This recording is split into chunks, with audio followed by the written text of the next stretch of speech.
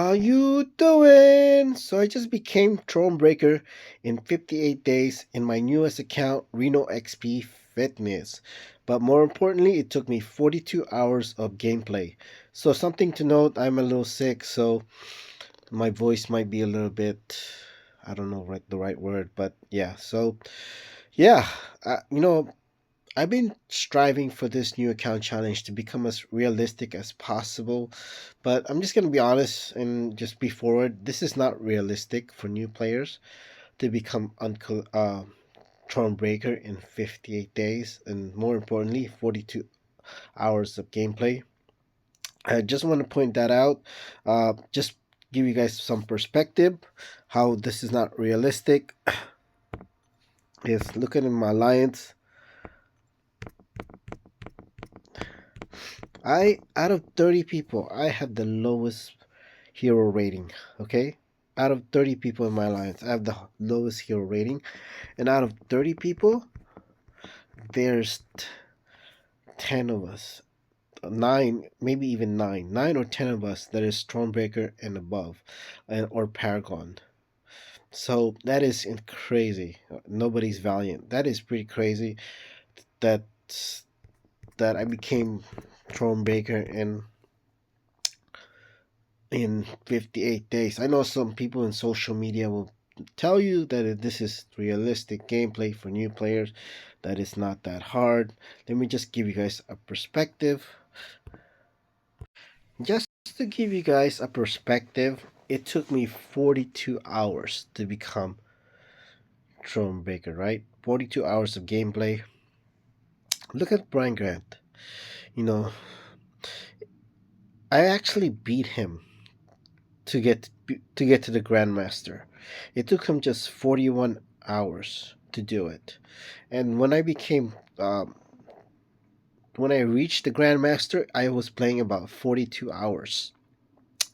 I really thought there was a very good chance I was able to, catch up to him, or, even go faster to him to reach the Grandmaster. But I knew that it was going to be a challenge to beat him, to become Thronebreaker, because the Grandmaster is not easy to fight, especially for new players or even average players. So I think he took about 20 minutes to beat the Grandmaster, and it took me an hour. So just to show you the different skill cap between me and Brian Grant, you know, I don't say that Brian Grant is, you know, the best player in the world, but he's definitely better than me, and he's definitely better than average player. Some people might believe people in social media will probably think he's an average player. There's a guy that made a comment that he said, "Oh, here I am, soloing 9 fights in Acropolis, you know, and I'm an average player." Like, really? It's pretty crazy. Soloing 9 fights in Acropolis and saying he's an average player. Yeah, it's crazy how people think in social media. But yeah, so he barely beat me. I actually beat him to the Grandmaster. It took me, and I was there since I don't know the exact time. It took him about 41 minutes and what 30, 41 hours and 35 minutes to become Thronebreaker. It took me 42 hours since I don't know the exact time. There's a small chance I might have beaten his time. So one thing else is right here. I decided to get this offer. I didn't want to really get this offer because I wanted to save 30 units. As you can see here, this one cost 710 units, and this was for completing Act 4. And that's really mostly I wanted to use it for uh, Act 7 to become Paragon. So I wouldn't really have. It was really close if I needed to purchase this one from 6.3, but I got it anyways just to be safe. So, and I didn't. This offer was only 24 hours, and it's already like, or not even 24 hours, really? That's kind of strange. Oh no, I think because I just opened the game earlier. So this one's already expired, so I'm not going to be able to claim it. But I don't think I want to claim it because you'll see how much energy refill I have. this will put me close to 50 energy refill, and that's not I'm not gonna be able to use all of it, realistically. So that's why I didn't buy this. But buying this, offer is like I can, get some of those units back that I used for this offer, by doing event quests, obviously act content, and Road to Labyrinth. So those things are definitely going to come in handy for those energy refill to get my units back from this offer. So something else is this was I believe Christmas time, to kind of get an idea what I was playing to become Cavalier, but it took me 27 hours. This is a little bit less than that because this was before I became Cavalier, but Uh, I wish they show this every month. I know people are asking me how I was able to show this, or how did I know where this come from.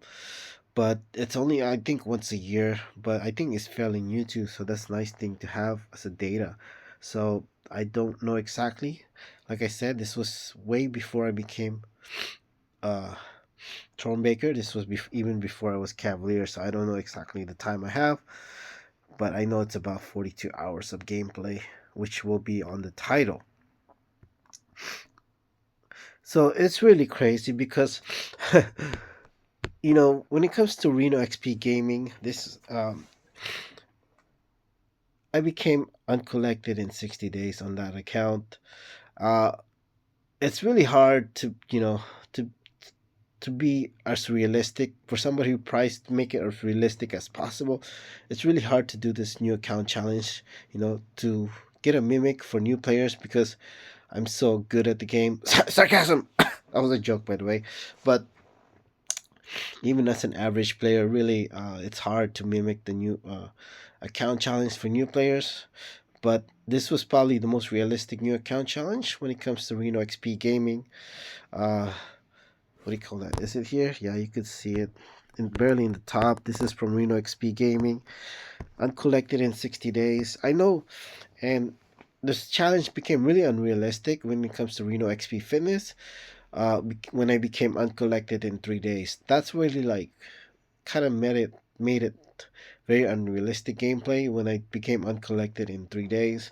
But really, the whole goal is to become Valiant in 12 months, if not 13 months, for new players. So that's why it really doesn't matter how fast I become uncollected, Cavalier, Thronebreaker, or even Paragon. The point is to become Valiant in 12 months, if not 13 months. So that's the goal, to play average of 30 minutes a day for that, for 12 months or 13 months. But uh, as you can see here, this is from an old account. My main pay to win account, by the way, and I spent already, I don't know, X amount of money here. And this was like, I think I started playing this game probably 4 years ago, April of 2020, April 2017. I'm not really sure, but all I know is I was like, there's like Blade, he was very famous and he came around September, October. I just remember just, oh yeah, I got really into MCOC. So at least this was 3.5 years ago, and I was still Cavalier, and I made a goal to say 72 days to become Thronebreaker. The game has progressed so much, man. It is crazy how the game has progressed. As you can see, I became, oh, I became Thronebreaker in 58 days. But this is my Reno XP Gaming becoming Thronebreaker in 6 months and 184 days to be precise. But it's pretty crazy that uh, when it comes to Reno XP Gaming, and that's probably the most important thing is I want to point something out here. Uh, I actually became Thronebreaker faster than I became Uncollected when it comes to Reno XP Gaming compared to Reno XP Fitness. But I want to emphasize that's why the gameplay matters more than the days, because I played 42 hours when it comes to Reno XP Fitness to become Thronebreaker. For me to become uncollected in 60 days, I was averaging 20 minutes a day. Uh about maybe less, to become uncollected. So basically 20 hours, what is that? or less in 60 days. I played only 20 hours in 60 days to become uncollected when it comes to Reno XP gaming, and becoming Thronebreaker I played 42 hours. So more than double the hours. So that's more importantly how many days did I play. But as you can see here, uh here to be more exact, when it comes to Reno XP gaming, it took me 6 months to become Thronebreaker, or really more precise, 184 days. And when it comes to the time, I was playing about 92 hours. It took me 92 hours to become Thronebreaker, roughly. And now, when it comes to this account, when it comes to Reno XP Fitness, it took me 42 hours. So really less than half the time. So it took me 50 hours less to become Thronebreaker here. To be fair, when it comes to Reno XP Gaming, I didn't really use my units besides, but I did use 880 units to become Thronebreaker in 6 months, and which was a mistake considering that I saved more money by buying the offer, which I don't think is here anymore. Oh, it's not here anymore. But that offer that I was talking about, let me just go to the video again. So I really could have, saved myself about 140 units if I had purchased this when it comes to Reno XP Gaming, and I would have got more value for my units. So that was a mistake for when it comes to Reno XP Gaming, and for even though Reno XP Fitness, I don't know if it was necessary, like to do it, but it would have been really close. I might have wasted units, but not really, like maybe 120 units at most. I doubt it's going to be anything more than that if I didn't purchase this. And I really wanted to purchase this instead because I wanted to save 30 units, but it is what it is. So let's go to the game. Now, so how do you do it realistically as a new player? Really, you can go different ways to do it. You don't have to like follow every step that I'm doing, but this is how I did it. And when you think about it, look how much units I have. Over 2,500 units. Okay. Somehow, I was able to have more than double the units as Brian Grant and nearly the same amount of gameplay to become Thronebreaker, which is insane. You can see here, he became Thronebreaker in just under 42 hours. Uh, and look how many units he has. He has 1,210 units. Uh, yes, he did it in 8 days, and I did it in 58 days. But like I said, the more important thing is the gameplay. If you know why what happened exactly, I'm pretty sure he just went straight to Act 6, right? He didn't do any other things besides going through Act 6. So maybe that's the reason why he has less units than me. So what's the reasoning behind it? Why how did we did it at the same time? When you're considering that he took him really straight. Basically, this is what Brian Grant did, I think. I'm not 100% sure, but I think that's what he did.